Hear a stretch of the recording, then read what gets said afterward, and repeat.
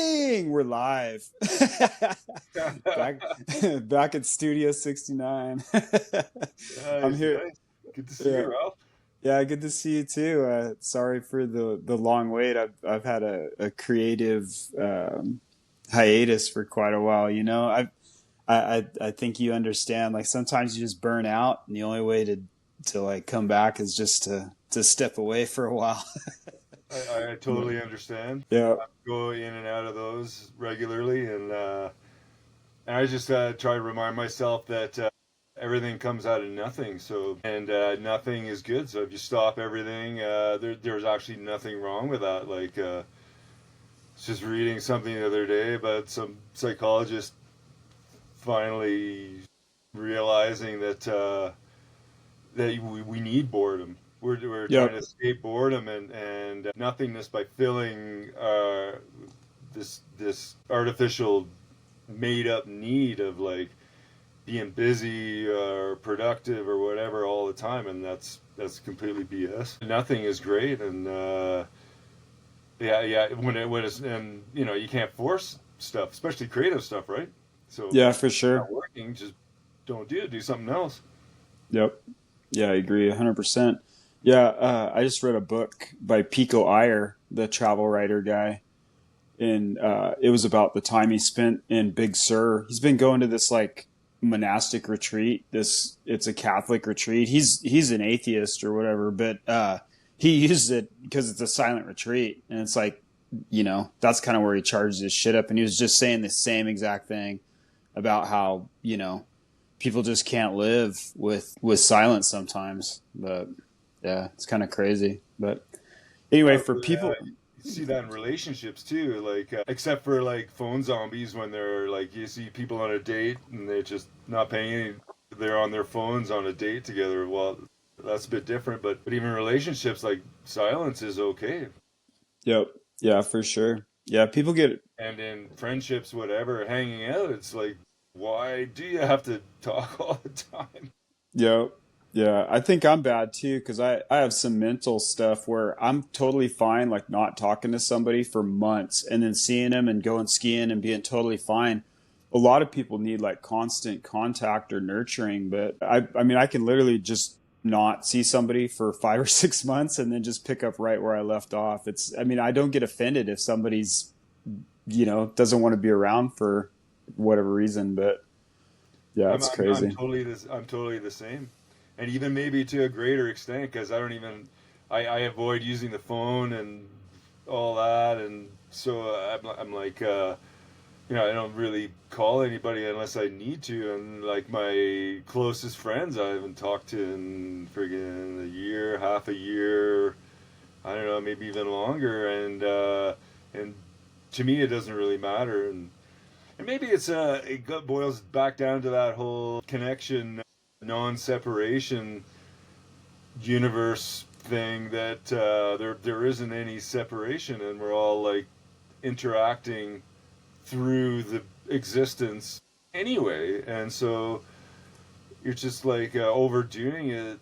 You can overdo it, and you don't need to, and then there's also the concept of like, well, just like stay right here and be here, and like even if you're just looking at some birds and whatever, like shouldn't really drag yourself out of that for sentimental purposes. Yeah, for sure. It's like I think the last time you and I talked, you said something about you're like the only guy on the train that's not on their phone. And so Yeah, now like I've consciously like tried to stay off of it and just be aware, because I'm guilty. I got an iPhone, so I'm guilty of like, for me it's the weather. Like when it starts snowing, like I'm like watching the storms and shit. Where should we go? But yeah, now I consciously, when you said that, it kind of made me aware, like, oh yeah, like there's a lot of motherfuckers just out there, just like they can't not be stimulated. So, and like when I run, I don't run with headphones, and I'm shocked. Like we have a huge trail system here. I'm sure you guys do too, where people are on the trail and they all have headphones in and they're like moving through the mountains, like completely distracted or not distracted, but like completely absorbed in something other than like their current environment. You know what I mean? Like I can't wrap my head around that. Like it's so wild. It's so wild how people, like, especially with physical activity and skiing as well. Like even when I'm skinning, if I'm having a huge day, like skinning up into the sawtooths or something, I don't use headphones. I mean, I'm just there, you know? I Yeah. saw a It's great a, video it's a of a guy wild getting concept. smoked by a mountain bike because he had headphones on and he couldn't hear the guy. Yeah.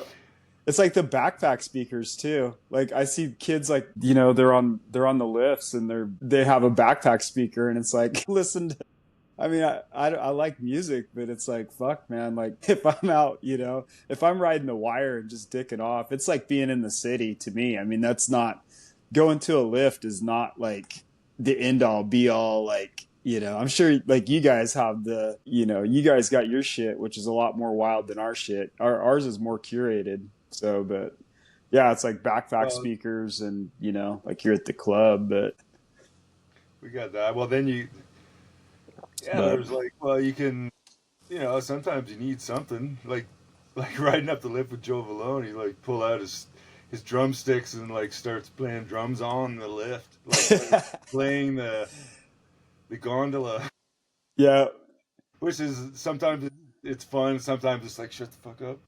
yeah, yeah, I hear that. I mean, that's totally fine, but it's like when you're going down the cat track and there's some dude with like a JBL in his backpack and it's like blasting back at you. So you're just trying to traverse back to the lift and you're like, man, I don't know. It's kind of a wild concept, but yeah, I definitely like music in its place, but yeah, that's crazy. So speaking of gondolas and whatnot, you guys just got your shit. I saw they got everything fixed and certified up there in La Grave. So you guys on for the winter? We'll see. Well, they're replacing a couple more cables right now. Yeah, that's crazy. I was But it's the interseason. Hopefully they'll get it done and they won't fuck anything up this time. Because that's what happened last time. They dropped the cable and smashed one of the towers, and then they had to fix the tower. yeah. And yeah, so that took a while. So they're just regular changing the cables now. But yeah, hopefully for everybody's sake, it'll be all good. Yeah, that'll be sweet.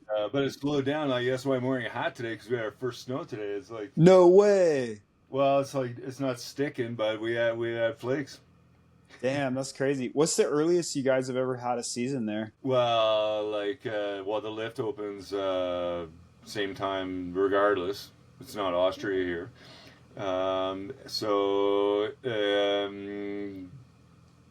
Well, I remember mid end of October we had like something like 80 centimeters, boom, in one go. It's just like couldn't ski it because it was kind of unskiable Yeah. powder on nothing, and then it kind of melted out, and then the kind of regular winter kind of restarted. But yeah, typically, like on average, you can probably start skiing like mid-November, Nice. That's pretty somewhere good. like with a bit of hiking and like up at altitude, and we've had actually like above 3,200 meters. I've had some considerable snow in the last little while, so it's kind of a different pattern this year. So we'll see how that plays out. We got I hear there's like a La Nina this year, and Yeah. rumors of a big year. We'll see. I'm the eternal Yeah. optimist, so I think it's going to be awesome. Regardless, it always is, anyways. Yeah. So yeah, well, we'll you know, uh, it's I love the early season because it's that fresh motivation, and it can be the kind of like the wrong time to start skiing, and you have to have the right mindset to go about it so you don't wreck yourself. Yeah. Yeah. I actually call it the orthopedic season because it's like, a lot of people are out of shape anyway. So, I mean, they'll go out, Thanksgiving because we have snowmaking up here. I don't know if you guys have snowmaking, but like our hill will be open on Thanksgiving, like come hell or high water. There'll be the white strip of death, Oh, nice. but And then everybody's like completely out of shape because they've just been dicking off all summer, you know. And skiing is like a torsional sport, so you have to have that rotational fitness. I mean, that balance, you know. I mean, it's like, but yeah, it's funny. Well, sweet. Hopefully, you guys have a good season up there, and see how things go. Are you looking at traveling anywhere this year? I mean, I have yes and no. Not in the classic sense, because I've just retired from guiding. And so I'm not going to be traveling with that anymore. Part of it's just to not be responsible for people in the mountains anymore. And the other part of it is kind of to not travel or just do my own little things when the stars align. I have an invite to the Dolomites through a fellow I've never met yet that I really love to spend some time with. His name is Giorgio Didola, and he's a well, maybe lesser known in North America, but he's a legendary telemark mountaineer. no way. And he just wrote a really cool book, so far only in Italian. It's called No Fall Lines, and it's a history of, it's the best. Well, I've been not able to read the whole thing, obviously, but the best compendium of ski mountaineering history I've come across. Like, Really? really, really complete, yeah, Like for the whole European region, or for the world. just for the world? No shit. Yeah. He's done it. That's why it's really interesting, because it's like, it's not like, North American centric or Eurocentric thing. It is a little bit. There may be some more, a higher percentage of Italian legends in there, Yeah, for sure. and rightfully so. And he's familiar with them, but it's got like a great selection of stories and photos and interviews, and it's sort of chronological and sort of geographic in its layout, and yeah, really, really nicely done. Nice. And he's a telemarker too? And he's a telemarker. Damn. That's And hardcore. pardon? That's hardcore to, I mean, just because I mean, I telemark only for like improvement of my alpine skiing, but I couldn't imagine being in like a no fall zone with, you know, the heel open or Yeah, whatnot. pretty But rad. It is kind of yeah, next level, isn't it?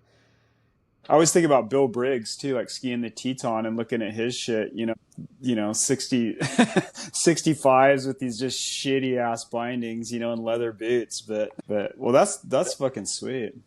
Yeah, that was all the impressive part about the historical aspect of it, and it's like technology's made the performance level go up, and the experience, and like the whole societal thing, which has availed people, like the creation of ski bumming and full dedication of skiing is getting less rare, and that whole already been done kind of precedent for the next generations to go to take that. Oh, that's what you're supposed to do. It's like the Yeah. whole freestyle thing. It's like, well, yeah, well, now everybody's doing double backflips. Like that's what you're supposed to do, right? So we just Yep. figure it out and you do it. Those guys did it, so we'll survive. We'll crash, but that's what we're supposed to do. Yeah. Yeah, it's like when Glenn Plake. I think I told you I had the opportunity to ski with Glenn Plake, but he was at my home mountain and we went cat skiing. But there was an old wooden sign that said $200 fine for skis leaving the snow, and he thought that was like it's the funniest thing ever. Because now you have parks, you have back in the day, like in the '80s, like patrol was on your ass, like you jumped the cat track, but now it's like it's just I don't know progression. I want to get back to ski bumming really quick. Do you think that it's been more conducive now? Because I read Heather Hansman wrote this book called Powder Days about the future of skiing and whatnot, and I think she had. I mean, it's not a bad book, but she kind of makes the case for like the ski bum is dead, like like how the dirt bag kind of died out, like the climbing dirt bag. Now you got sprinter vans, you got Trustafarians and shit. Do you think that do you see like in your travels, like as a big mountain dude, do you see a lot more people living that type of life, kind of like, you know, dedicating most of their life to this and living more ascetically, you know? Do you see that a lot more, or are you seeing it less? Well, I think the whole thing has changed. Like society's changed and whatever, so the ski bum would naturally change. There was a, you know, like you know, it's not the '60s anymore. It's not the '70s. It's not the '90s anymore. And different shit is going on, and so the skier is dealing with the whole infrastructure of the world in a different way to ski a lot. And so, in a sense, you could be comparing apples to oranges by comparing the dedicated skiers of today versus many years ago. It could be just a romantic attachment to like that's the way they were doing it. I see like some old school ski bum types still. Here it's different. Maybe it's a cultural thing from North America or whatever, and or maybe like that of how they present themselves, or whether they can come over to Europe to here to ski because of exchange rates or travel visa things. Now North Americans can only stay for 3 months, you know, and yeah, the world is different. So I would just assume naturally the dedicated skier, which would be a better way to say ski bum these days. It's like the whole hippie thing. It's like hippies. Technically, hippies are hipsters. They're people on the leading edge of whatever, fashion, whatever. They don't necessarily have anything to do with the stereotypical hippies from the 60s. Yeah. And if anybody remembers, they killed the last hippie. In 1969, they had a parade with a coffin. All the hippies on Haight-Ashbury carried the last hippie down the street. They Yeah. died before the 70s even started. Yeah. Likewise, ski bums. We keep looking for this lost ski bum. Nobody can ever. Why would everybody try and repeat the same thing instead of doing it in some completely different Yeah. style? And now people, you know, there's how to work and get by and actually ski. Like the lift system is fucked up ski bumming because now it's harder to sneak up the lifts than it was years ago because of technology and ski companies making sure that people don't sneak up the lifts. So you need your season's pass or whatever, so you got to do some work and do whatever. It's hard to be like a total dirtbag Yeah. bum. You know, like it's you're not allowed to camp, just camp anywhere. Squatting has virtually been eliminated. It's you can't be the same kind of ski bum as before. Yeah. It's like reading your friend Peter Chernovsky's book. Like some of the shit you guys got away with back in the day. It's just like Exactly, it was the it would Cold be Europe unheard of. Whistler, and you can't do that anymore. You can't do that anymore. Yeah. Yeah. So Yeah. That was. what is a ski bum? Like, you know, you have all these professionals that friggin' ski a lot, and they worked Yeah. really hard. I have some buddies that are like fucking corporate bigwigs, and every spare moment they're spending all their money on coming to ski, going to ski, kite surfing, whatever, and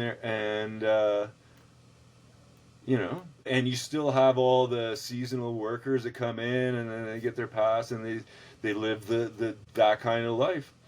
So Yeah. you know, like the I don't think it's fair to look for the old version of ski bums anymore. So it's evolved.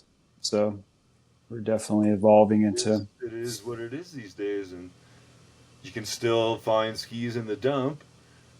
You know, you could Yep. just go ski touring and really hide out and live for free somewhere, or get lucky and like house sit something, or whatever. But yeah, it's harder. Well, Rob, you're not allowed to.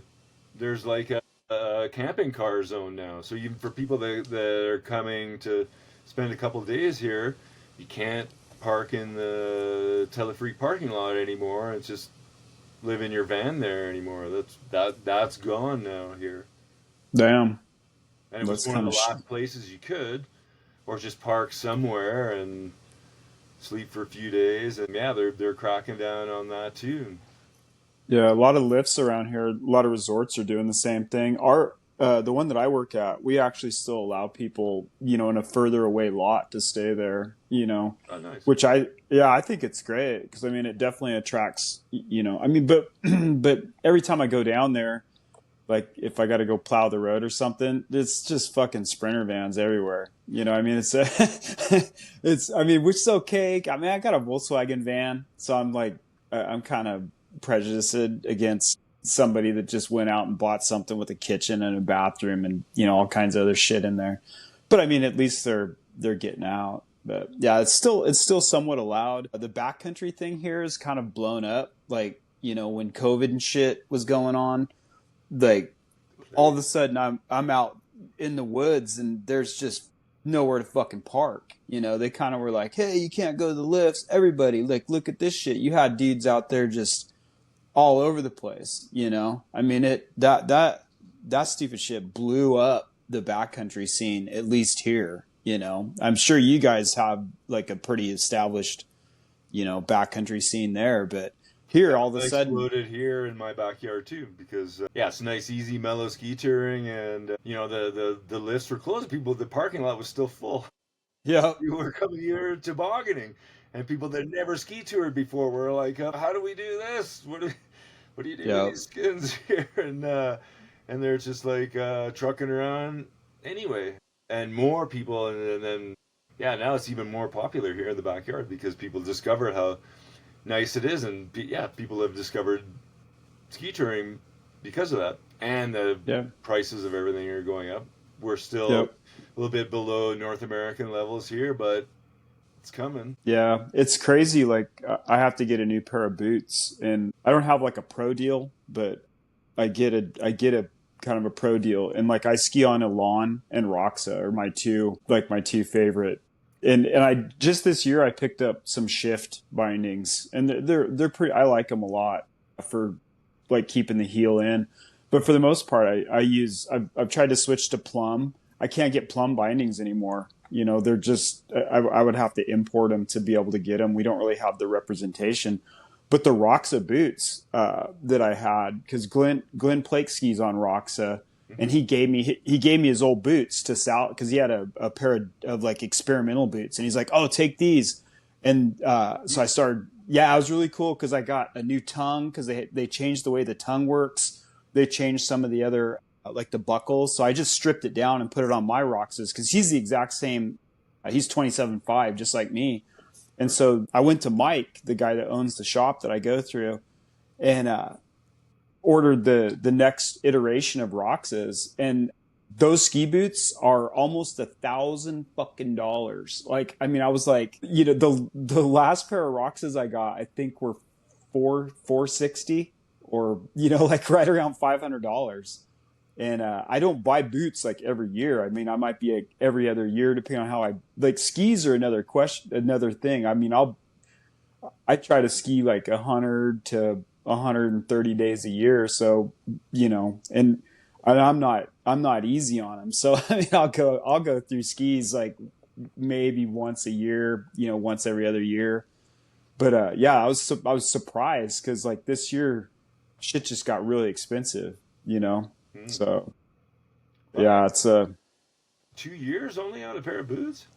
Yeah, maybe 2, 3, depending on how the Roxas I got 4 years out of, almost 5. I got 5 years out of these Roxas, but the problem is some of the support structure it's got that Grimaldi plastic, so some of the shit will start to wear out. Like it'll get real flexy. They're supposed to be like a 120 flex, but they're not 120 because I mean I can overpower them, but some of the buckles will start to go like where it's pinned through the thing, but Yeah, maybe 4 or 5 years out of them. But the Roxas have been a really good boot. Nobody skis them here either. They're an Italian. They're the Del Bello brothers that kind of started it, and yeah, they're a great boot, but they just don't have any representation here. So I think it just costs a shitload to get them in here, and nobody buys them, so they're marked up like super high. And I've skied on Dynafit, Atomic. I've skied, all different types of boots, and these are like the only ones that out of the box comfortable, and they're easy to punch out, easy to mold. So Well, that's what you got to find is your shape of foot in the brand. yep, I had I just retired my last pair of Langs. I have a Lang foot. Works great for me. 8 years I did on my boots. nice, They had damn, the little interchange. You could change the soles yep, because I walk on the ground a lot, and the yep. rocks and shit, and so they wear out. And luckily those ones could change. And I just got a new pair. Luckily the Lang rep set me up with a pro deal, and I still have to buy stuff. Yep. And Yeah, they're I'd cheap. rather do it than have an Instagram. Yeah. Yeah, that's true. That's true. I do miss your photos though. I mean, yeah, I don't know. But I wish there were I'll be back out there. So yeah, I'm switching more to photography now. I'm gonna nice. find a way somehow. I don't know. I'm Have gonna, you thought about Substack? Like it's more for writing, but it would be nice to get some of your writing out there in your photos. that's a good idea. There's that site Substack it's kind of non-centralized in a way. I don't know how they make their money because it doesn't cost anything to be on Substack. So I don't know if I think there's levels, like tier levels that you could basically support artists. And I think they take a cut of that. You know what I mean? But there's no ads. There's none of that shit on there. Yeah, it's great. Been a lot of good info during the plague and all that stuff. There's really good, well, scientists, people, whatever, writing on there. Yeah, exactly. Yeah, it's nice to get. I know Charles Hugh. You like his writing as well. The kind of a finance guy that you sent me a link to an article that he wrote. He's on Substack now too. He's kind of switched over to his like the blog format to Substack. But yeah, that'll be cool. Look forward to that. And speaking of writing, are you still working on the book? Yeah, I am. I went through a little bit of a revolution. I had a buddy here that's like a professional editor. I thought, okay, we're gonna team up and I'm gonna get it done. It's gonna motivate me and it's gonna make it happen. But then we agreed to do it, and then we started, and I just got really scared about it because well, the idea was I wanted it to.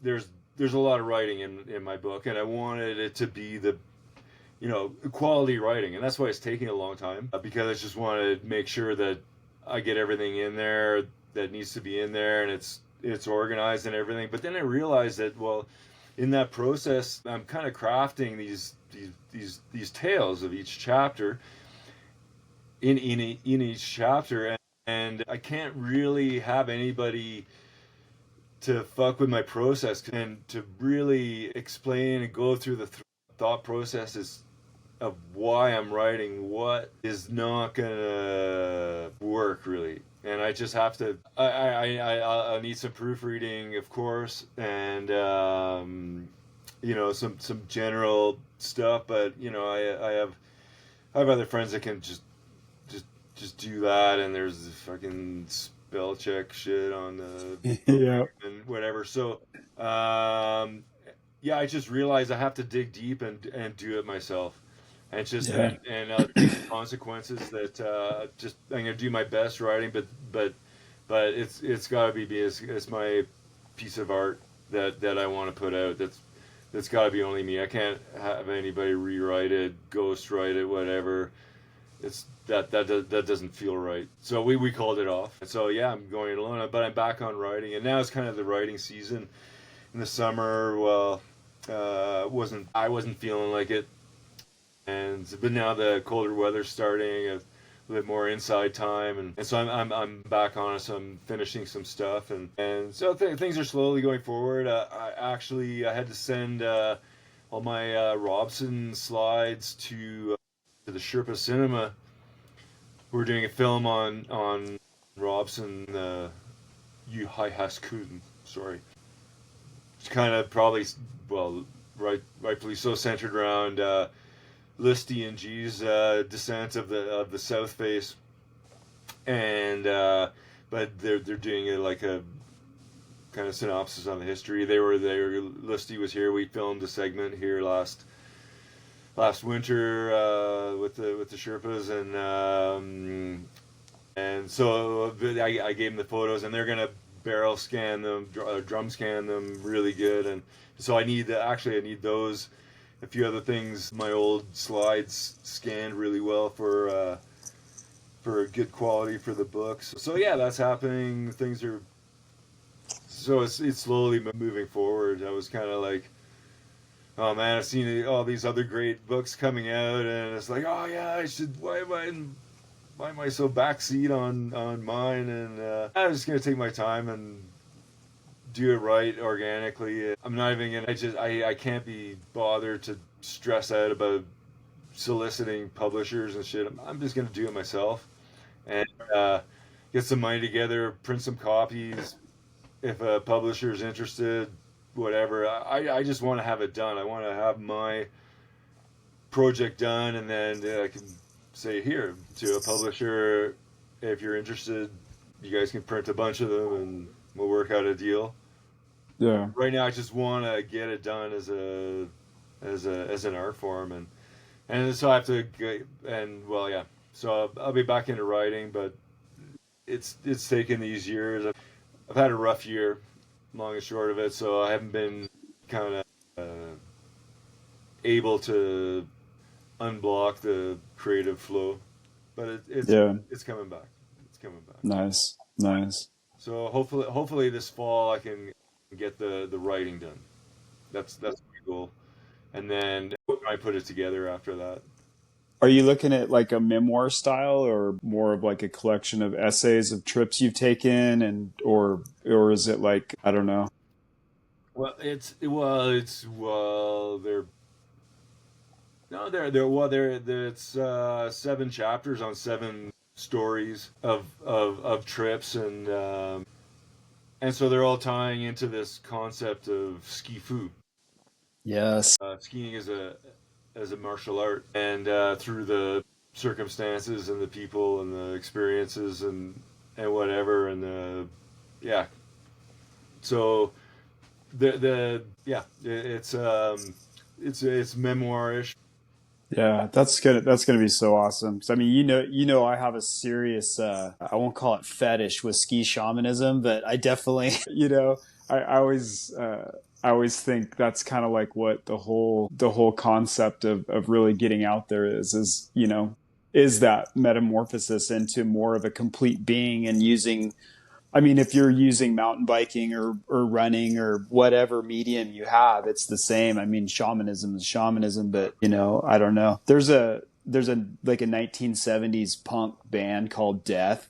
They're like black punk rockers, and one of their albums is spiritual, mental, physical, and it's like I love that, because it's like that's exactly like the trifecta of like that's what synergy should be about, not business concepts and shit. You get your spiritual, your mental, your physical, and bring everything up to a level. Even if all that shit's at a lower level, as long as you're bringing up all the levels, you're fine. But a lot of people are just fucking physical. A lot of people are like, Yeah, I understand. It's like, it's 3 is the magic number, and that's that balance of putting the Holy Trinity together, so it starts spinning in the right way, and like, and leads you to connection.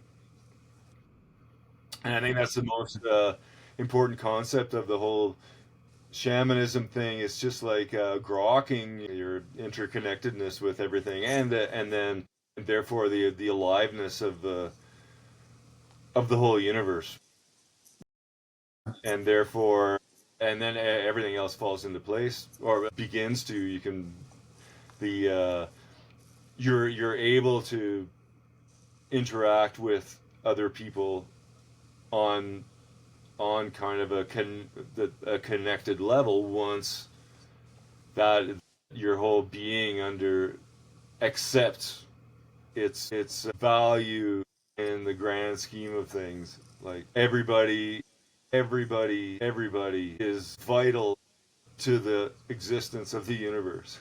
The Yeah, for universe sure. wouldn't exist without everything that's in it, and therefore perfection is Yeah. the only state of being. Yep. Yeah, I agree. So So once along you with that, understand that, you're able. It's like it's natural if you can have a connection with this person, you can lead them to connection, which is healing yeah, yeah, for or sure. further understanding or whatever. So yeah, enabling your spinning trifecta. Skiing's a great way to do it. Mountain Yep. biking's a great way to do it. There's lots of Yeah. great ways to do it.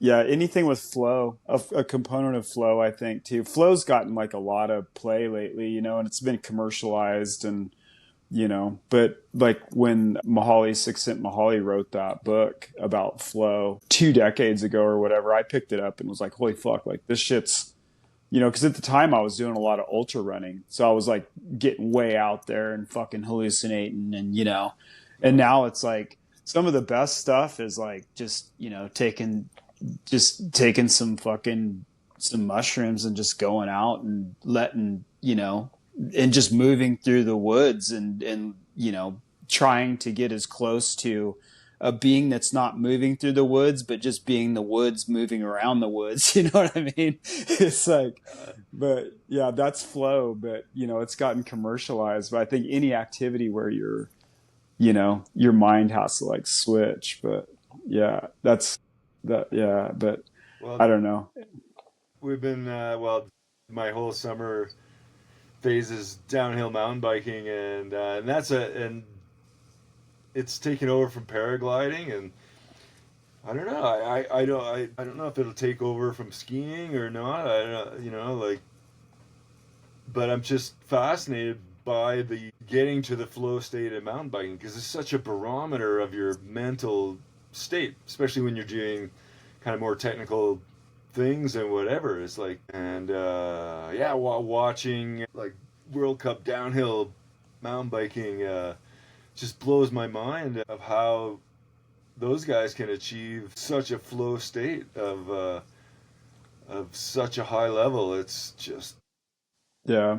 Yeah. I worked. it's amazing. Well, it's on par with like steep skiing or maybe you don't die if you fall, but it hurts. Yeah. Yeah. 100%. It's it's added another adding another to the physical part of the triangle Yeah, for for sure. myself these days. It's awesome. Yeah. I'm glad you got into it.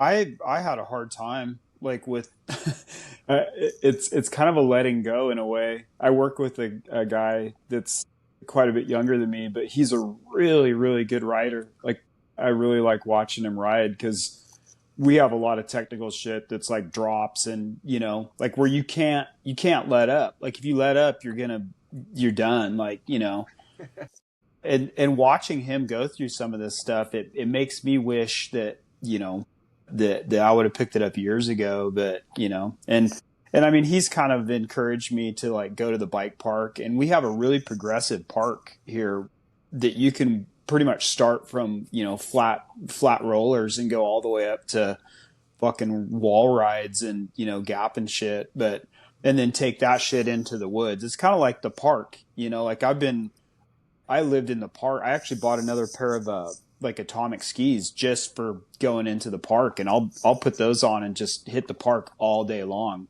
And I think that it's admirable that you're focusing on on that as well.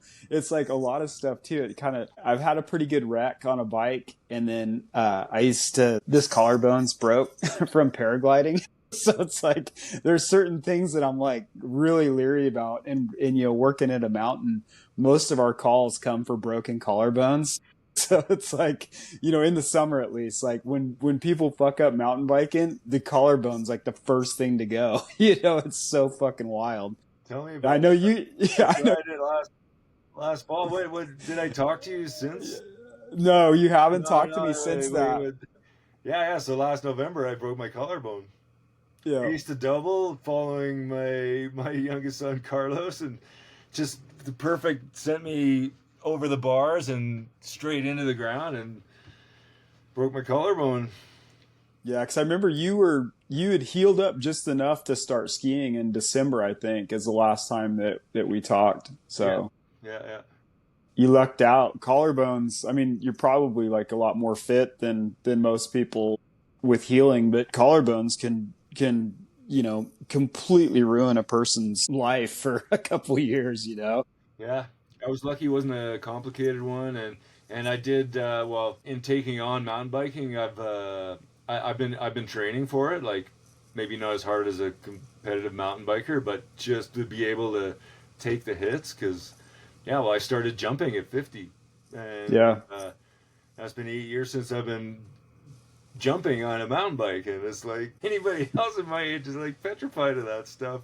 And just finding the flow, it's like so much fun. It's like, okay, Yep. I'm not doing the XL hits and whatever, but it's so great. But I accept the consequences. Like, well, mountain biking anyway, you're gonna crash regardless eventually. Doesn't matter how Yeah. good you are, and you got to be able to take the hit. So I've done a lot of physical training for that. Crosses over, hopefully be stronger for the winter. And now I've added a trampoline to the Yeah. got a Nice. trampoline going in the yard. Boys Fuck yeah. are sending it on that, but that feels really really good. I'm looking forward to the difference of starting the ski season with a bunch of trampolining under the belt. Yep. Yeah, we have there's a local company that makes like professional trampolines, and somebody was selling one and we ended up picking it up a few years ago. And that is so much fun. I mean, it's so much fun. But yeah, I definitely love the trampoline. But I well, can that's do. I'm not doing tricks or anything. It's just like bouncing, but I try to do sets of like 99 jumps. yep. And then after I get to about 80, and then sometimes it's just like bust out laughing. It's, Yep. I had like, almost lose my concentration. It's like the Yep. fun is just bouncing is overwhelming. It's awesome. Oh yeah. They say it's good for your lymphatic system too. Like that Oh whole yeah, I'm sure. Yeah, yeah, just to like fucking just jar your lymph, like just moving it around. But yeah, that's a great way of doing exactly that. And that's supposedly part of the secret. The thing behind those five rites things I'm sure you're the five Tibetan rites. yeah, I'm I sure you've got the heard that. book. The fucking book is literally right over there. The Oh, five really? Tibetans. Yep, Because it's a lymphatic pump. yep, exactly. Yeah, the Really fucking good. whirling dervish. Yep, Pump your lymphatic exactly. just to keep all those juices going. Yep, yeah, that's wild. So awesome, yeah. Yeah, that's like I've been putting together some movements like you can do with or without ski boots, and I think I told you I was calling it like ski gung, like instead of chi gung. But Nice. yeah, I don't know. It's just you do weird shit. I mean, I don't know if you're not willing to do weird shit in the pursuit of some things, then you're just gonna end up kind of like everybody else, I guess. I don't know, but that's Well, if you awesome. can increase your own performance and therefore enjoyment and create some progression. After all, it's like it's what kind of the human nature stuff is like. Progression is like you Yep. feel some kind of progress in whatever form is what gives us contentment, Yeah. Exactly. like both a conscious and subconscious level. Yeah, I agree. Progression. I think for the right things, because I know like as I've aged, like I can't run as fast. I mean, I don't think I'm capable of running 100 miles anymore, and that's like something I've had to come to terms with. I mean, I could give it my best shot, but I've slowly just gone, well, progression will just look almost logarithmic, as I age. If I can logarithmically increase my progression in relativity to, the rate that I'm aging without comparing myself to anybody else, then I'll be okay. But Exactly. That's the best, the healthiest comparison is you're comparing it to yourself, because we're all just ourselves, and it's great to gain inspiration from somebody else. yeah, for sure. But our own little steps, our own little victories is the gold. And it's crazy what you can do when you focus. Like you focusing on mountain biking has probably opened up different avenues. This year I've put since April just putting so much time into training for skiing and climbing.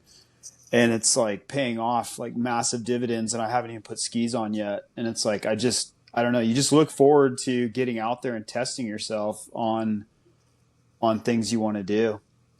I think it surprises me like how much you're capable of doing when you sit down and go, my life is training now. Like everything I do is for training, like I don't, I enjoy food, but like I'm also enjoying this as being fuel, or enjoying this as, I'm not just eating shit to eat shit. Like, I don't know, but everything becomes training, I guess. I don't know. Yeah, well, that's smart. Well, wise actually is a better word, because I often think of it as like, well, I might theoretically, I could give up skiing. I'm really happy with all the skiing that I've done, and if something else becomes more interesting or prevalent, then same with mountain biking, everything. I'd like go paragliding now. I went through rock climbing and ice climbing. Those have kind of fizzled out, and I'm doing other things, but I keep training, and I've come kind of like, and it started about 10 years ago while I was still thinking about it. I started training for becoming 50, and so now I'm training for 60, and so that's kind of my motivation for training is not, I want to be strong for anything. Yeah. You can do, Yeah. of course, specific training is good for specific things, of course, but actually, specifically, I'm training for 60, so I can be at 60 and be firing as possible for Yep. whatever I end up doing. Yeah. Yeah, it's crazy. I was reading a book by Ptor, and he's like this doctor guy, but he has like this metric for basically walking up 2 flights of stairs carrying 2 20-pound weights. And it's like, if you can keep doing that, like, because he's basically simulating like an old person carrying groceries. Because like if you ever see like old people, slowly they just degenerate to where it's like, fuck, they can't even get their groceries to their car. It's like, Yeah. I get so scared about that shit that I'm like, at work, I'll just pick up a rock and just carry it for a while, like, but it's like, I think it's just keeping what you have at a tuned level, and avoiding injury. That I have a 70-year-old dude that I ski with, and that's like, I've been skiing with him for a couple decades, and he used to always say, even in his 50s, he would be like, the most important thing, boy, is don't get injured. And if you get injured, recover as quickly as you can. And that didn't really, I mean, at the time I was like 30, so I was like, yeah, whatever, dude. It didn't really bother me. And now as I'm in my 50s, cruising into my mid 50s, I'm like, yeah, like an injury would definitely, I mean, like you recovered fast from collarbone, but man, an injury can just absolutely, I've seen people up there like blow an ACL, and the next thing you know, in 4 months, they're fucking 230 pounds. They're, like they're not coming back from that. Like, if you're 55 and you blow a knee, and all of a sudden you pack on fucking 30, 40 pounds and you're not moving, like that's it. It's game over. Like, but Yeah, well, then it's how you deal with the injury. Like, if you have a good immune system, and then you have some knowledge of healing stuff, foods and techniques, and yep. whatever, physio, and some self-discipline, and a big part of it is just getting over it, accepting the injury, Yep. and being happy for the rest of the world doing whatever they're doing, that helps you look forward and not give up. Yep. Not Yeah, 100%. yeah, I don't know. Like, it's like that. Well, it's kind of some kind of a spark that's in some people and not in others. Of like, no, never give up and just keep charging. It's like, because yeah, it's if you stop, it's over. The advice of all the real oldies that I always that I've taken to heart is like, just don't stop. Yeah, just keep moving. Just Don't let shit rust up. keep going, and you can do it, and you can do it better if you have a mature headspace to know your limits and to do it right, to use your skills properly, and then keep up your physical strength, and yeah, uh, Yeah. it's all possible. That's one thing that's always People get complacent about aging too, and they just throw up their arms as, oh, I'm getting older and everything, and interestingly enough, I run into that when I tell people about the C60 shit that we talked about before. It's like, oh yeah, I don't want to live forever. It's like, well, that's not the point. The point is like, well, dying healthy. yeah, And exactly. you die anyway. It's not the point. But well, if you do end up living longer, all the rest. But if you're not getting sick and you can recover from shit even better, well, why wouldn't you want to do that? Yep. Yeah, I agree. You know. So yeah, there people have their own mental stumbling blocks that they can't even see, or they Yeah. accept decrepitness of like as a, and Yeah. how they've lost their that spark of that drive of keeping going, and maybe that's Yeah. in at younger ages where they didn't feel progression and success and the result of discipline and hard work and just cruising through in the average and just getting by without trying to improve yourself or yeah, I don't know. It's but Yeah. it's society and just the crowd thing. It's and you know, it's like you're not supposed to call somebody fat or whatever. To actually help somebody. It's like, dude, Yeah. you're fat. Get Yeah. on it. You think it's like, Yeah. no, it's not okay to be fat. Yeah. It's not healthy. It's not going to make you live longer. It's not helping anybody. Taking up the space of two humans. Yeah. It's not okay. Yeah. No, get it together.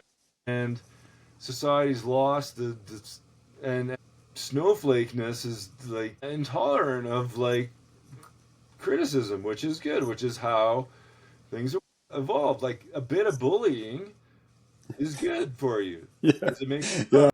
And there might be something behind it. It's like to be able to do self improvement. Yeah. People I think have lost the ability to see that somebody might be like if you suggest somebody might be healthier if they were at a better weight.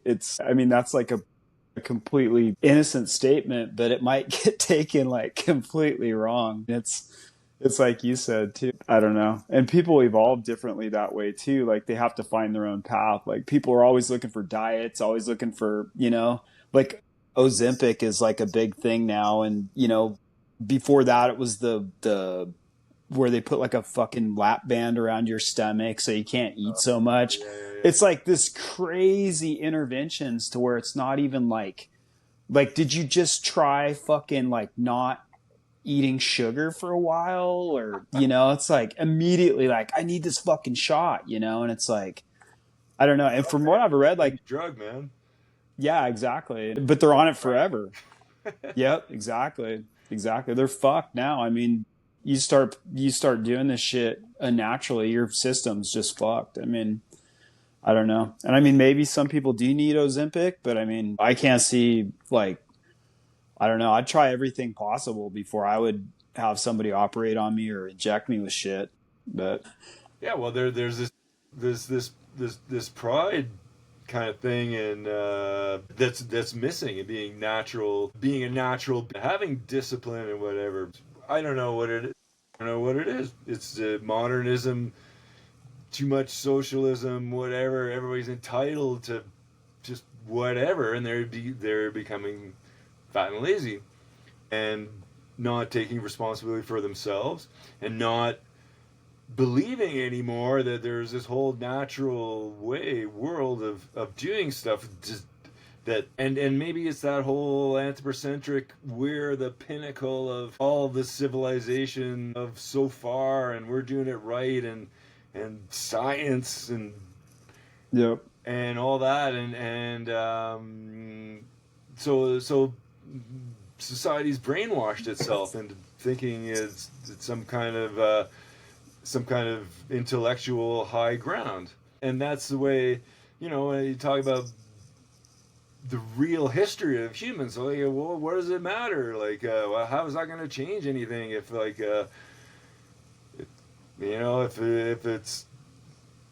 if there was Paleolithic high civilization, whatever. Well, you could realize that there was a whole nother system of maybe a more naturally integrated kind of version of science or whatever, that there is these other possibilities. You don't have to, that our root and what we're being authoritatively gaslighted as what's proper in terms of science and diet, all that is not actually the most effective. You know what I mean? It's like the whole people can't see, like, the whole concept of energy generation using the planet and stacking giant rocks as an actual possibility, talking about, like, pre-diluvial civilizations or whatever, that hey, that this could be a way better way of energy generation than smashing atoms or fusing them or whatever. There's this whole organic system that's more naturally resonant, and likewise that translates to how the body functions and how we function.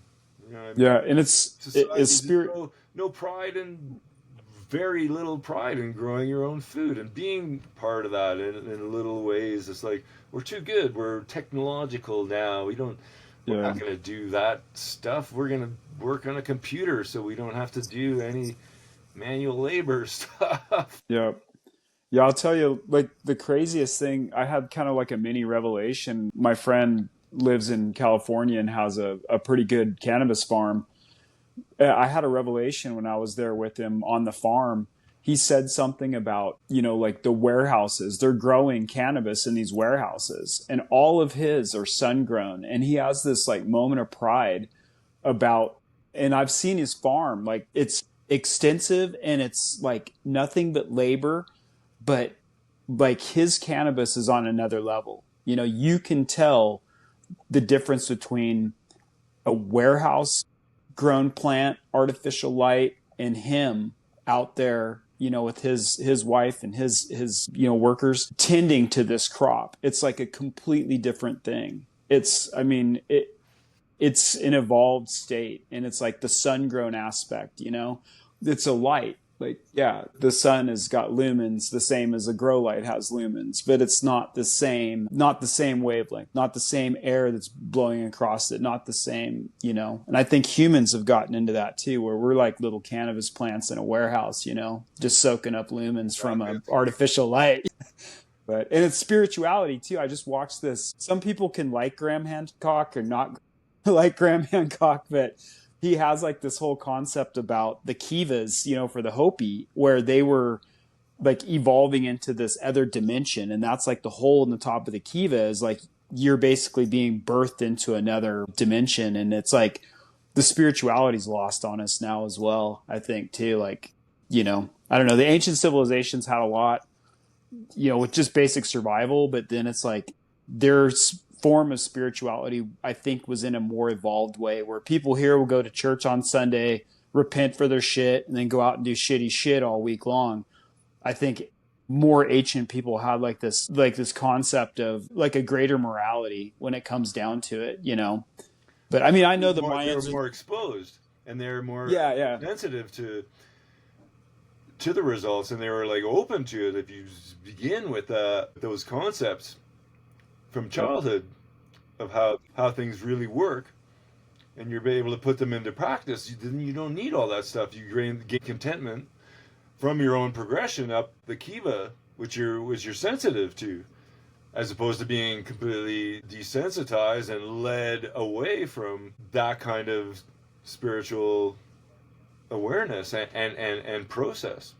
And yeah, we have the two extreme opposite polar things pulling us away: full science atheism, we're a fucking accident and we're meaningless, to like just there's one dude running the show and you just throw your hands up and and I'll be fine as long as I follow the book. And so so very few people are able to escape that because they're trapped in the beliefs of the crowd around them, and that's the hardest thing in life to escape. You don't escape until a big process these days of leaving not only your home but leaving your own country, and just being able to see outside the box, let alone to start thinking yeah, outside the box. And there's great islands of hippie new ageness all over the place that where people are kind of storing, safeguarding kind of these more archaic perspectives, but yeah, in general, yeah, it's harsh out there to escape from these crowd mentalities. yeah. I think Burning Man, it started off as a good example, and I just read an article about Burning Man. There was like a fucking murder out there. There's like people stealing shit. Like, I think 25, 30 years ago, Burning Man as a concept to break up normality with art is a good thing. But now it's like, now you have tech bros and you have like this whole culture that's gone out there. And I think that whole modernity, because I used to always think to myself, like, man, Burning Man might be like the great gathering. You know, it's kind of like the gathering on the equinoxes and whatnot. But I think it's devolved, and I think that I don't know, just too many human inputs ended up. We still have the Rainbow Gathering. I don't know if you know the Rainbow Gathering, Yeah. but like that shit's still popping. I mean, they've managed to keep that almost. And you know, the system hates the rainbow. I used to run with a guy that was a rainbow dude, and he would talk about how great it was because, like, you know, they would go out there and there'd be 2,000, 3,000 people, and he'd say the forest looked better when we left. You know, that, I mean, just to have that kind of concept is crazy. But Burning Man, it's not that way anymore. It's like, Well, I heard it was it's already just, like maybe 10 years ago or whatever. The original Burning Man organizers, they're gone. They have yep, nothing to do with it anymore. And there's this yeah, other thing going on that you have to know about to connect to. I've never been yep, to one, and I've actually never been to a rainbow gathering, but yeah, the Burning Man. Well, it's a big party, and there's that's attractive to all kinds of people now because it's this wild free for all party with chicks not wearing anything, and it's like, well, yep, yeah, of course you want to go there. And for whatever, it's just to go party, just to go yeah, hang out in the desert and do whatever you want. And of course, there's the cool looking stuff still yeah, there. I'm sure like the thing is still part of it. But well, and yep. then again, well, like there's that whole question of like interconnectivity. Is what? Why do you need to gather in order to reinforce something? Actually, it's just Yeah, it's like, of course, it's going to get infiltrated and shut down yeah, yeah, for sure.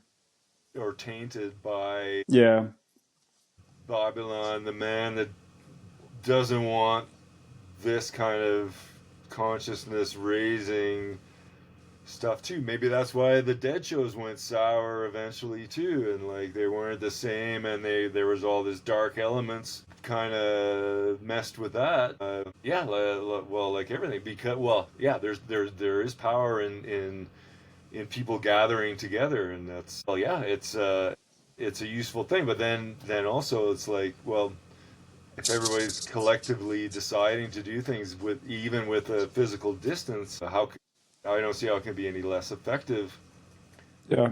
if Yeah, I everybody's agree. embodying that where they are at the same time. Yep.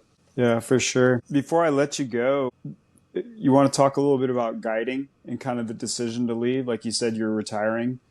Did that come from like any point specific event, or did you just have like an epiphany and just say like I'm done, or Well, I've been thinking about, well, during the plague I stopped, and then I kind of I thought I was like that was it, because I was kind of over the travel thing, like business travel, and then I restarted, and it was really nice, and I just had a couple good years, but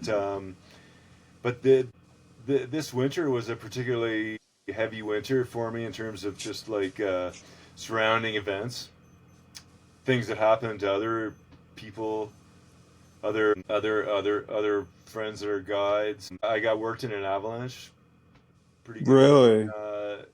this year as well, in which it was with a group of friends. Mm, Just, well, the physical why there was an avalanche is, was super obvious, and it was stupid that we were there, and I'm glad that I took the hit as opposed to anybody else in the group, because I survived it with just losing a ski, but it really worked my shoulders, and that was related also to my father's death, and that was we had a complicated relationship, and won't get too much into that, but that happened last August, not this past August, but the one before, and that kind of never really got processed until then. So it was like, yeah, I had just recovered from my broken collarbone, and then, geez, I couldn't move my arms again. Like I got the muscles in my shoulders got just really worked. And I got up and I got back on the skis like the next day. It was really it was really good powder, but I just decided, okay, I can't yeah. dwell on this right now. And so I went through the rest of the season as I could. Arms didn't work so great, but I kept skiing. And then I did my gig in Svalbard for 40 Tribes, and that was kind of had some weird interpersonal stuff, and I kind of realized like I'm kind of done with number one, large groups, and having intimate sessions in exposed places where people's own fragility is. I can't well, basically I don't want to be able to deal with other people's shit right now and corral them and be responsible for them, because I have some stuff I need to work on internally. So yeah, it's just I'm not 100% with it. Joe Vallone was an inspiration, because he's been going through some rough times too, and he's just decided to let go of the guiding thing. Oh, really? And yeah, he moved to Portugal and Oh, living shit. on the beach in Portugal. He bought a property, and he's out of here. He's going to be back this fall, I think, for a little bit, to take care of some loose ends. And I was like, well, yeah, for me, it's like, yeah, if I'm not 100% into it, with my own decision making, I'm not going to be dealing with responsible for other people at all. And then the final thing is I had a kind of an epiphany.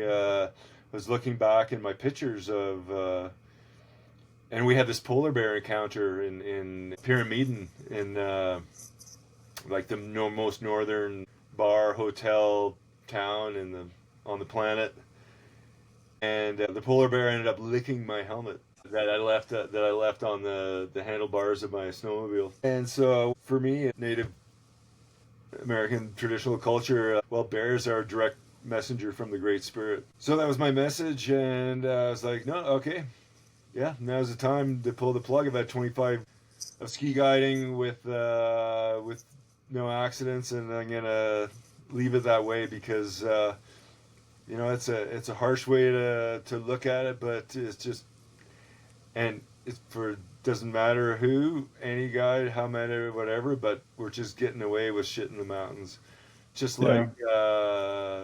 like you are as an individual skier, you're getting away with stuff. So I got away with it, and I'm calling it, and I'm gonna make room for other stuff now. I mean, I don't know, photography is kind of a fantasy, and for this season I want to become a free rider again. I want to do some free riding and just not do a trip to the Dolomites and ski with my sons and take them to some free ride world tour events. Yeah. Are they doing that again this year? Yeah, they'll be doing that again this year, and Yeah, we're sweet. gonna do a couple road trips and do that, and then yeah, I don't really even need to ski anymore. I'm kind of okay with it, but still, but yeah, that's well, I hope that explains that in a nutshell, and Yeah. Yeah, for sure. it's just time to do something else. Yeah, I think you've always, as long as I've seen like your exploits, it's always amazed me that you've never had any, I mean, yourself, I can see like the self-protectionism, like, but like with guiding, to not have that many incidents, I think the caliber of person that's going out and being guided, that's kind of like why I've never really, other than cat skiing, like I don't think I could do heli guiding. I mean, I definitely have a lot of respect for people that just take somebody and move them up to really complex terrain and then send them down. Whereas like moving through like some of your trips to Kyrgyzstan and whatnot, I can see those being more evolved. But if you take somebody like straight out of the resort and then move them into this complex terrain, you've avoided like a lot of, potential disasters. I mean, and I know like you as an athlete yourself, you've never really had too many complex disasters yourself, even while you move through the mountains. And that's always inspired me, because I mean, I I got caught in an avalanche, luckily only buried up to my waist, but that was enough to just kind of be like, reevaluate some stuff. But yeah, you've always seemed to manage to have like a cat, and always kind of land on your feet in the mountains. So it's kind of odd to see. But I mean, I can definitely see the evolution of leaving the guiding life. I mean, I don't know if that's guiding. I think used to be a way. I use guides. I have a couple friends that are IFMGA guides, and I will definitely go out and spend a day with them. It's worth my money to go out and spend a day with somebody that does it professionally, but that's my evolution. It's not, I'm not, skiing the resorts and wanting to go ski, a 48-degree couloir. It's more evolved than that. But I think nowadays, like, you see a lot of the people they want this curated, and like one of my friends that's a guide said, like even though I take these people out, they don't understand that having me with them is not a guarantee. Like, it's not 100%, no fucking die, no injury guarantee. Like, shit happens. But Yeah, it's yeah, but and that is that responsibility of not people that aren't guys cannot will never understand. yeah, yeah, We'll never understand it, and especially in the way it is with skiing and ski guiding in the mountains. It's a lot different than other kinds of guiding, and there's a little bit of nervous anxiety, like, oh, what am I gonna do? Because I have a family to take care of. Guiding's a decent paying scenario, and it's a cool job.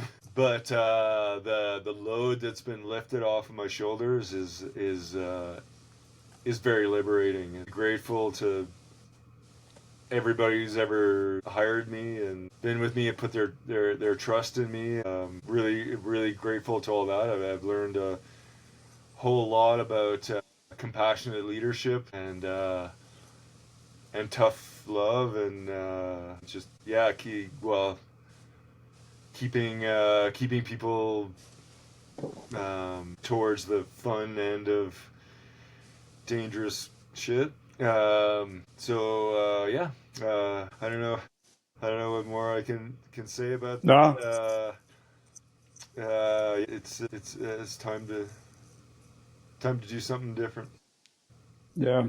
Yeah, I hear that. That's crazy about Joey Valone too. I follow him on Instagram, but I don't see a lot of stuff.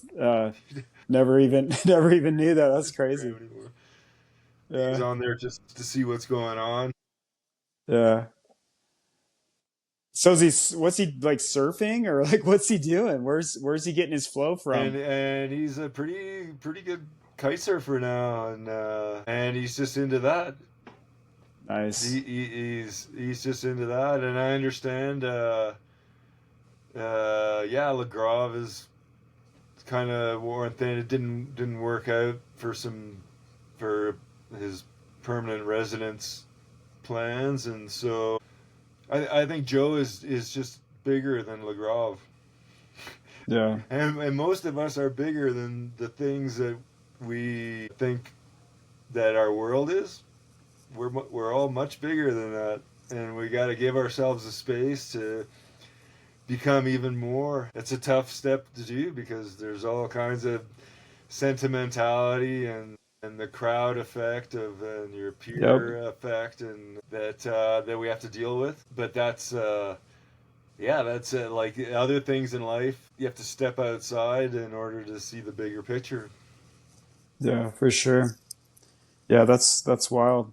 Yeah, that's it's always crazy when you see somebody that has their identity in something and then they go a different direction entirely. I hope you don't give up skiing though, because I mean it's definitely I don't know. I don't I guess intend to give it up. I'm just open to. I think I could shift. Like I've been surfing the river here, and like I think I could be a surfer. Like I had a dream last night. You know, you're into dreams, and I'm into dreams. I had this fucking crazy dream last night about living on Kauai, and Laird Hamilton was coming by, and he needed me to like help him push this car out, and we were working on shit and stuff, and like doing bouldering problems on these slick ass rocks and shit. It's a fucking wild dream. But I was thinking to myself, like, I could probably give up skiing for surfing. I think I could do that, but I would have to have something flow related in my life because that's why I do in the summer is surf the river because it's the only thing, the only because I'm too scared of breaking another collarbone on a mountain bike, and I can't fucking afford one. Like, I was looking at frames and shit, and I was like, if I can get, because I kind of want something that's like not just downhill, like, I want to be able to like kind of ride it a little bit or, whatever. But yeah, so surfing, I have boards, so Yes. the the river was where it was at. Oh man, I pay for 3 mountain bikers. That's crazy. That's Well, crazy. me and my wife, Yeah, because both my boys that's have, well, I need good bikes and I need a good bike, and yeah, they're fucking expensive. And I just broke my frame, and fucking Canyon won't replace it. Still on really, warranty, and the thing fucking, the top tube fucking buckled. Hit I like just smashing the World Cup run in Schladming. We had this great bike trip to Austria. Austria rocks for bike parks. We have nice. friends there. We were like at Leogang, Saalbach, all that zone, and then Schladming is like the amazing bike park. There's this one run called 99 Jumps. I think there is 99, but I don't know if I can do them all. Doing the World Cup run, they have an old World Cup run there. There's gaps, and then fucking there's a pit, like the fucking top tube buckled. Didn't Damn. bend, but it's just like pitted because of compressed. And I was like, whoa. And I kept riding, and now there's cracks, and then the weld cracked where the rear shock welds to the down tube, and it's like, and they won't replace it. So, fuck. It's like season's kind of over. I'm gonna go this Yeah, weekend. I'll just like cruise and take pictures of my sons, but yeah, I need a new frame too. Jeez. yeah, it's But, crazy. but Yeah, it ain't cheap. Yeah, Nope. surfing could be the thing, and surfing is kind of it is actually one of my life goals because I dabbled in surfing in the '90s, and I'd make these trips and disappear for a month or two and down to Mexico, and I've surfed all over the place, and then I just stopped. I got into paragliding, and then I moved here, and then I just got into it, and then I just got into it again with on our family trips, and like. And I can't get up on the board anymore because my left leg, I'm regular, so my front foot, I can't. It doesn't bend all the way, and so it's really hard to put my front foot up on the board. So I have to do some specific fucking yoga or something and rededicate. But it's like I want to do it again. I still catch waves and paddle around, but I just can't stand up on the board probably right now because I can't get that front foot around. So it's a challenge I'd love to work on and be a good retirement sport. Yeah. A lot simpler. But I'm not afraid of breaking my collarbone again. I got over it again. I guess I'm a real mountain biker now, Yeah. and I'm gonna keep doing that. I don't know. Maybe there's something else out there Yeah. to that embodies all that the holy trinity. I think surfing actually might have it over skiing. I think, because it seems to encompass more of that than, I mean, I guess if you're touring, maybe a little bit more, but like surfing to me is like, I always wish I could have been born a surfer because I probably would have just stayed a surfer. But I think, I don't know, there's a lot more elements to that I think encompass that holy trinity with surfing for sure. But yeah, I don't know. Yeah, you got to find a good place where you don't get punched in the face for trying to get a wave, and a place that's friendly for novice surfers and where you can kind of have a life. Yeah. Yeah, the life to actually be there. Well, it's you gotta live there. Just like to be Yep. a real skier, you gotta live in the mountains. Yep. You gotta be there, ready to go. Have your skis waxed and Yep. it's dry and ready to shred. Yeah, I always think I'm so lucky getting 100+ days or so because there's people that'll come up and they have a 3-day trip and that's it. I Yeah, couldn't even I couldn't even conceptualize that. It's even like with surfing. I mean, if I was to do a family trip and surf, I would be okay with that, but I wouldn't see myself as like a recreationalist. It would just be a facet of like what I'm doing at the moment. It wouldn't be these people are like that's the vacation, but to me it's like, oh, that's my life. Somebody's taking a vacation and living my life up here in the mountains. But yeah, that's pretty cool. that's funny. There was like my second chapter is it's in the book. It was one of my better ski adventures to Kluani. It was like a 23-day self-contained pulling the sleds around, just skiing everything in the Mount Logan area. And at the end of it, we flew back into Silver City, and there was a group of geology students there, and one of them asked me, "Oh, so how was your vacation?" I was laughing. This is like this is kind of what I do. It's not really a vacation, but to them it was like, "Oh, I was just on this ski trip, Yeah. whatever." But yeah, exactly what you're saying. It's like if you're not living it, you can't. Yep, that's true. That's true. That's words of wisdom right there. All right, man. Well, I know you got a stew going, and I got to get some chicken food, and it's always awesome to talk to you, man. I wish I was better prepared. I've been a shitty interviewer. I should have like subjects in front of me, but I'm so abstract that Geez, we're so I was. non-controversial, so contrarian. What's going on? I know it needs to be more contrarian, I guess. I don't know.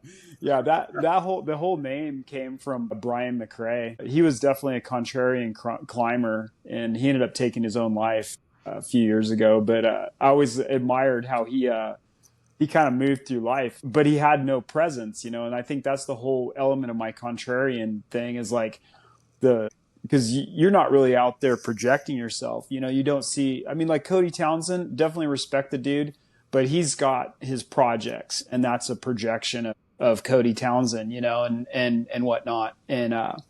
But people like you, and there's other people out there that are just like low key living, like good examples that need to be, the contrarian examples. And I think that's where the whole contrarian thing comes in. It's not like being like, fuck the system. And, being contrarian is good, but just to be contrarian for contrarian's sake is probably not the best. I don't know. I mean, I guess you'd be edgy if you're good, just to do it.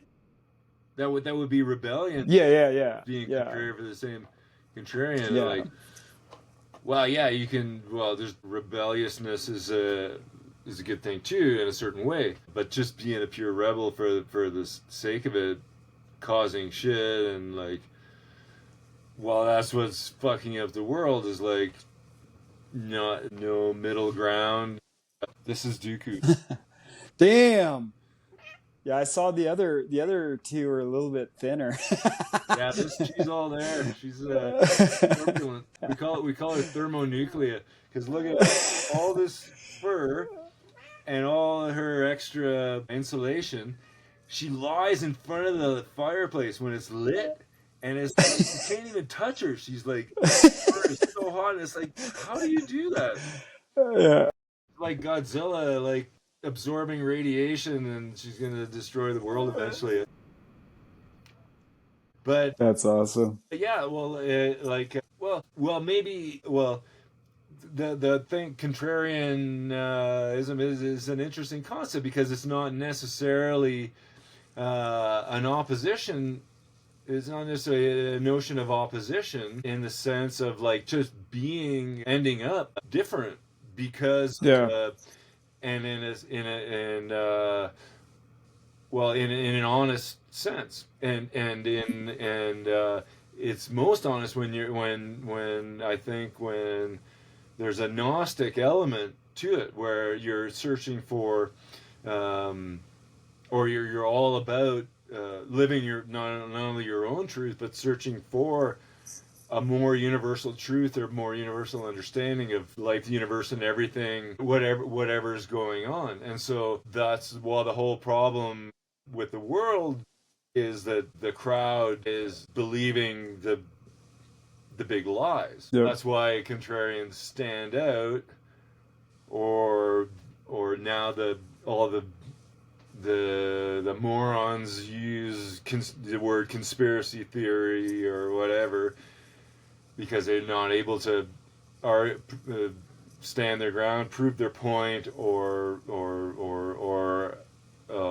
they're too sensitive for contrarianism, for something that's different. We see that being played out in the world right now, like this whole like people that identify as certain things are not okay with people that don't agree with them. Yeah. That's just weakness. Yeah. And being I think it can inspire more people to be stronger contrarians in the sense of being okay with what they understand about life, the universe, and everything, and what they are. Not identify with anything. I don't know if I mentioned this last time. My new thing is, if everybody asks me what are you, I am a ghost driving a meat-colored skeleton made of stardust, clinging to a rock, hurtling through space. That's what I am. I'm not a skier. Yeah.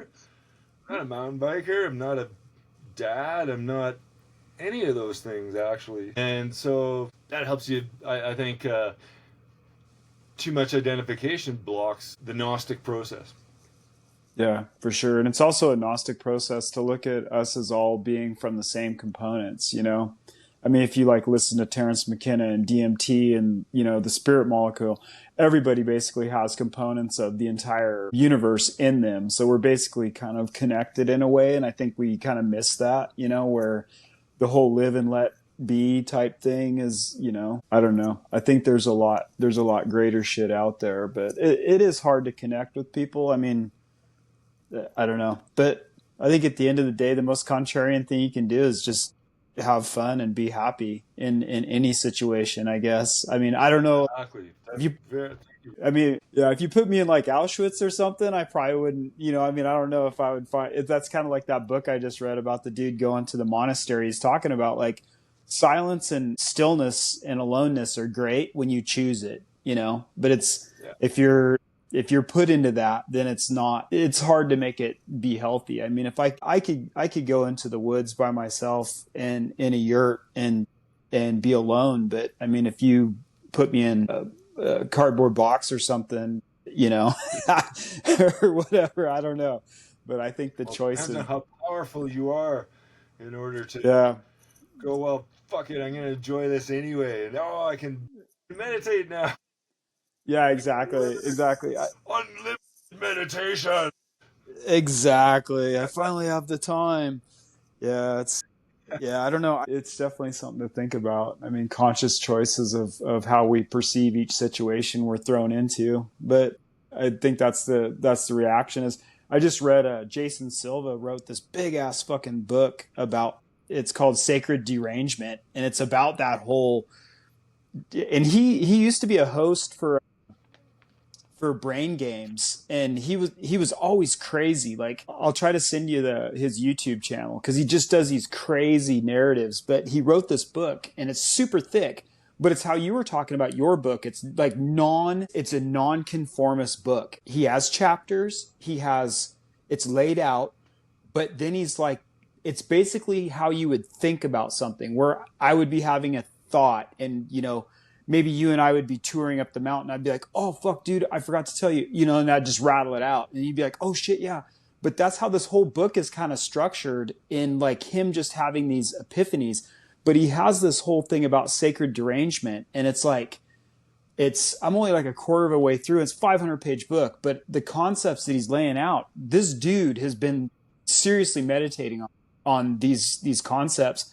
And one thing that stuck with me is he said one of the greatest things, the challenges we have is perceiving ourselves how the outside perceives us. You know, like you and I see each other, like I see you and you see me, but like I can't conceptualize how you are seeing me, if that makes any sense. And he said that's kind of like one of the greatest stumbling blocks people have is because they just move through life constantly wondering how they're perceived. And that's like a huge mental block is kind of like you said with, you know, the normality and people just the conformity is basically like kind of the opposite direction of where you want to go. Not just contrarianism for contrarian, you know, the rebellion against normality, because sometimes normality works. I mean, you know, like I got to get a job and fucking pay, you know, I need some food, you know, but not all the time. Normality works. But yeah, that's definitely, I'll try to send you the link to his YouTube channel because he goes into these like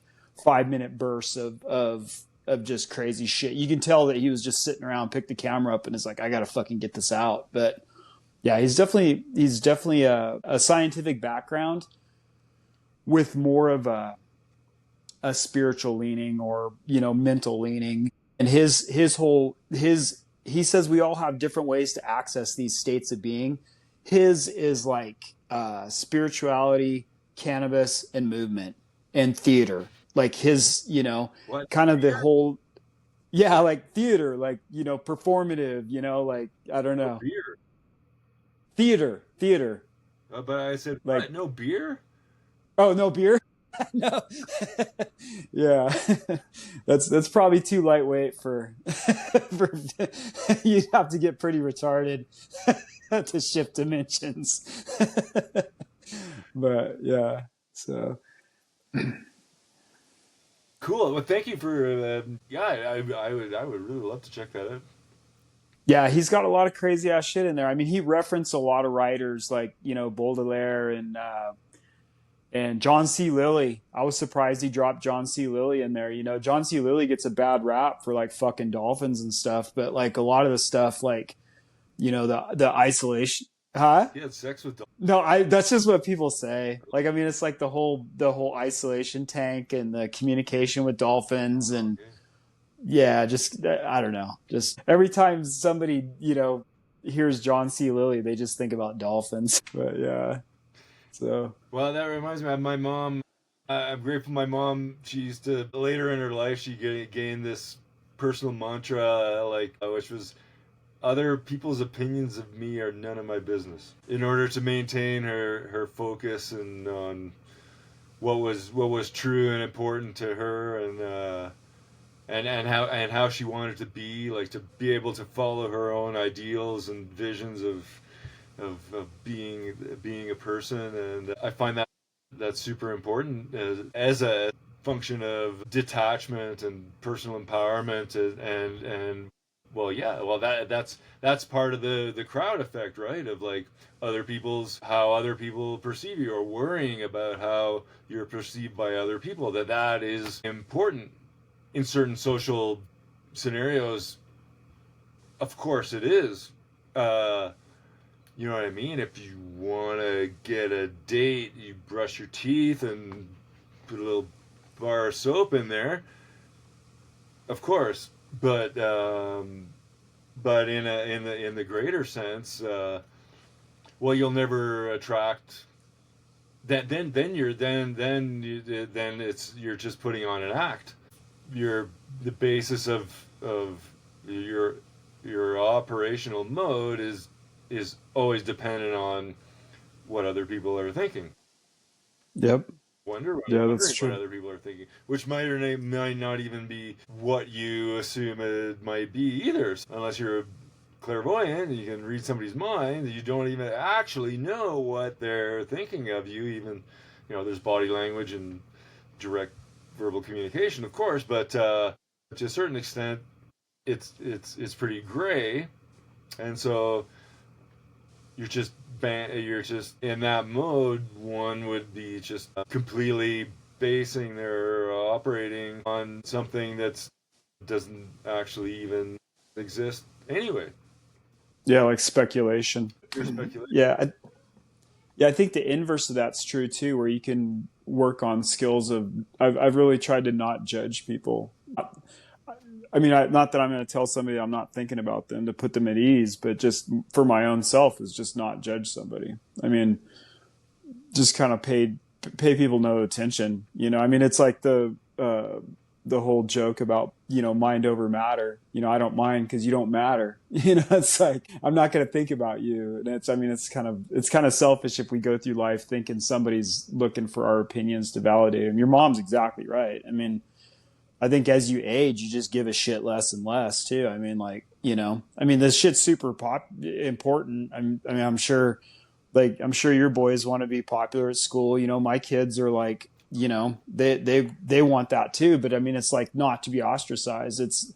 I think until your fucking frontal lobe is fully developed, like you need that interaction. That's where it needs to go. Once you evolve that frontal lobe and you have individuality, then you can kind of start fucking around with your own consciousness. But I think they definitely need that, It's this feedback for learning human nature too, right? What works and what doesn't work, which can also be personal or not. But then navigating your way through the rest of the world is like, you need that. It's like, well, siblings are really good for that. They're harsh on each other because they're bouncing this cause and effect shit off of each other and all the time. And you see, well, yeah, well, that doesn't work if I'm like that or whatever. And then, we share our toys. It really works better. Stuff like that. yeah, yeah, 100%. But I always, what's really helped me, what always, I don't know, is always just magical right to the core. Like, in terms of like really letting go of yourself to find your true nature. It's hard to beat Alan Watts.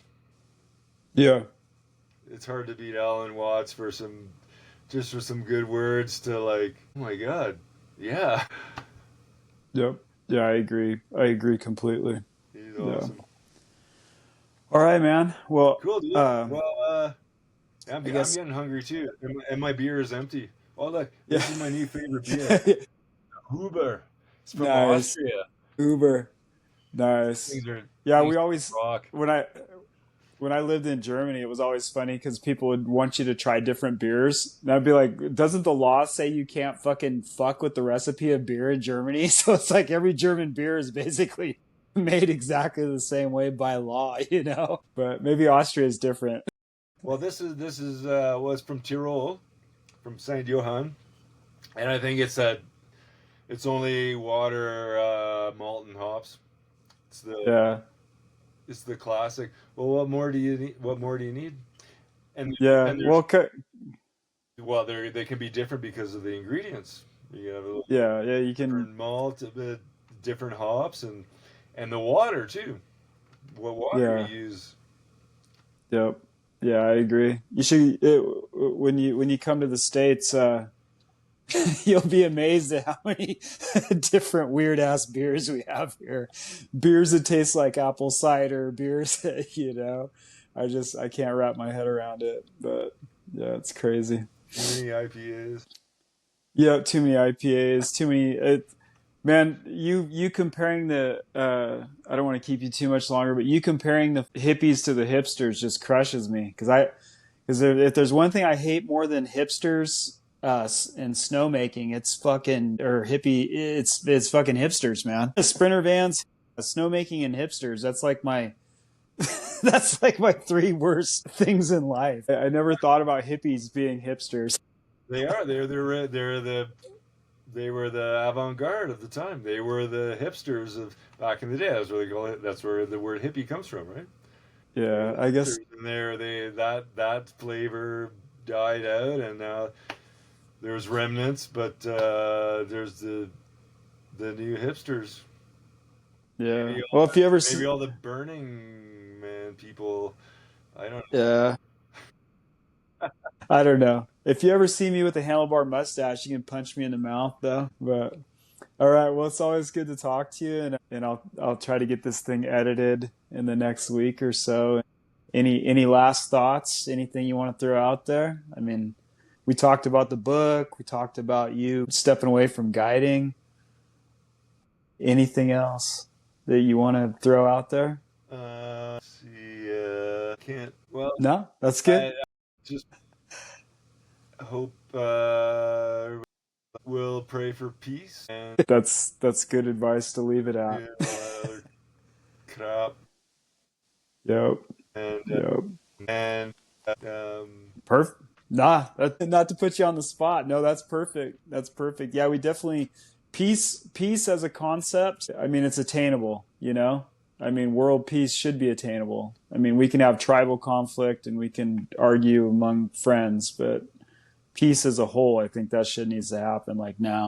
well the again as an extreme environmentalist and like a an extreme libertarian, it's just you gotta cut the legs out of the whole war machine and all that the crap. It doesn't matter which fucking puppet hoo ha ding dong is running which corporation we call a country. Got to get rid of the central banks. It's like Yep. nothing is gonna change. The same shit. It's gonna swing left and right again and again and again like a ding dong crap. Income tax is just the biggest sign of organized crime, and it's all run by the central banks.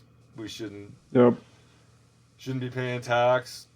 We shouldn't be borrowing money from private organizations, and we need and patent liberation, and we need the proper use of authority to to free everybody, and we just have to keep ridiculing the whole war machine and all these things because it's like no, we keep finding ways of justifying it, and through these identity things, and it's like, we've been through it so many times. It's like, Yep. oh, and the common thing, the common thread, and if you really look into it, it's like it's just the money is funding both sides, like usual, and it's just fooling everybody.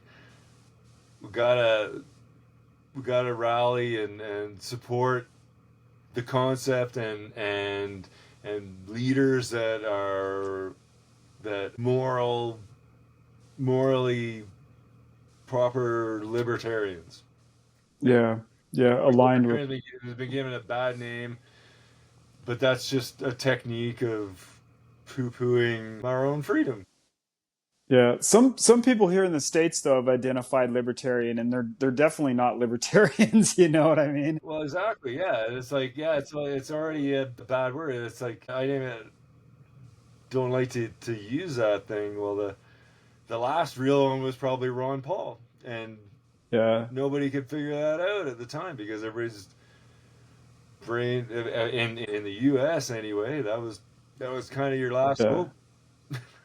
Yeah. now it's Yeah. now it's good. It's real hard to. Yeah. Yeah. It just needs a reset. I don't know. We'll see. All right, man. Well, I'll Yeah, let you get to your beef stew and your beer, and I am completely out of coffee. So danger. yeah, it is a danger level for me.